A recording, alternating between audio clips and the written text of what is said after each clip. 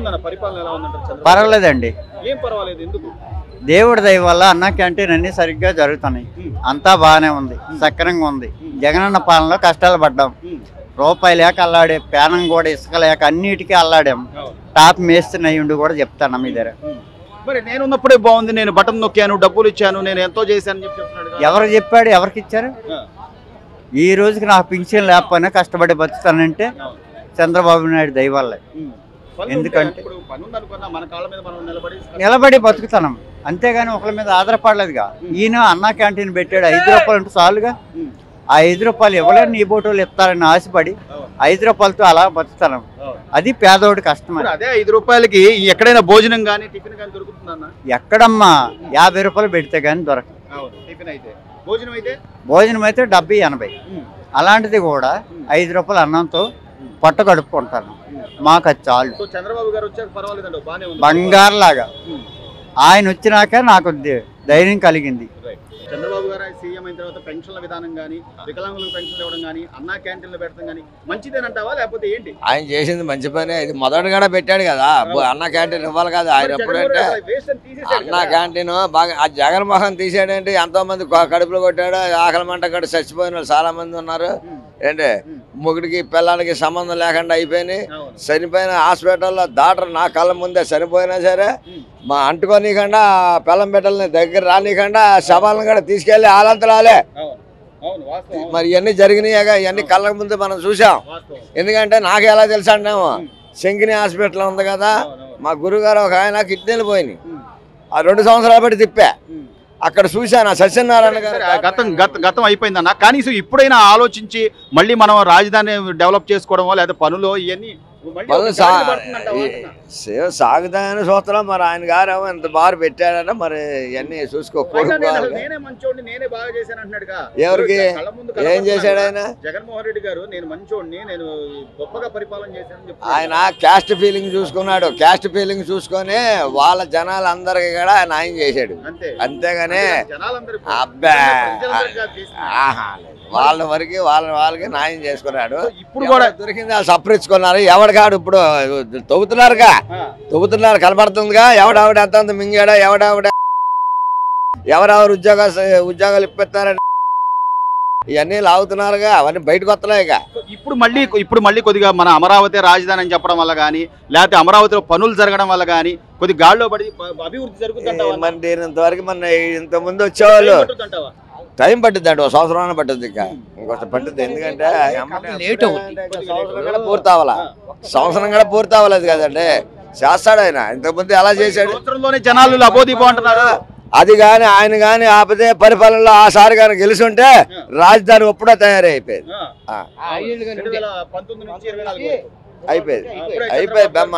అయిపోయేది ఆయన కానీ. కాదనుకున్న దాంట్లోనంటే ఇక్కడ కొద్దిగా జనాల్లో కొద్దిగా తేడాలు వచ్చేసి ఒక్క ఛాన్స్ అనగానే ఎట్టేశాడు బాగా. అది ఎవరు తెలుసుద్దిగా, వచ్చేది రాంది. ఇప్పుడు చెప్తాను చూడు, నీకు 11 సీట్లు వచ్చినాయి. ఏ రోజన్నా ఒక్క మైక్ పట్టుకొని నువ్వు నేను 11 సీట్లు వచ్చినాయి, నాకు ప్రతిపక్ష హోదా ఉండే కాదు, నేను పార్టీ అధ్యక్షుడిని, నా వెనకాల 11 మంది ఉన్నారు. నా గురించి, నా పథకాల గురించి మీరు ఏమనుకుంటారని చెప్పి ఏ రోజన్నా అసెంబ్లీలో అడగాలిగా. అక్కడ ఆయన వ్యతిరేకించడం లేదు, అసెంబ్లీకి వెళ్ళట్లేదు. వెళ్ళపోయేటప్పుడు నువ్వు ప్రజల్లోకి ఏ రకంగా వస్తావు? రావాలిగా. అరే పోలే 11 వచ్చినా మనోడు మగవాళ్ళకి వెళ్తున్నారా అని చెప్పి అడగడానికి నీకు అధికారం ఉంది, రైట్స్ ఉంది. మరి నువ్వు ఏమి వెళ్ళకుండా నువ్వు వెళ్ళపోయి నీ మంత్రులను పంపించిపోయా.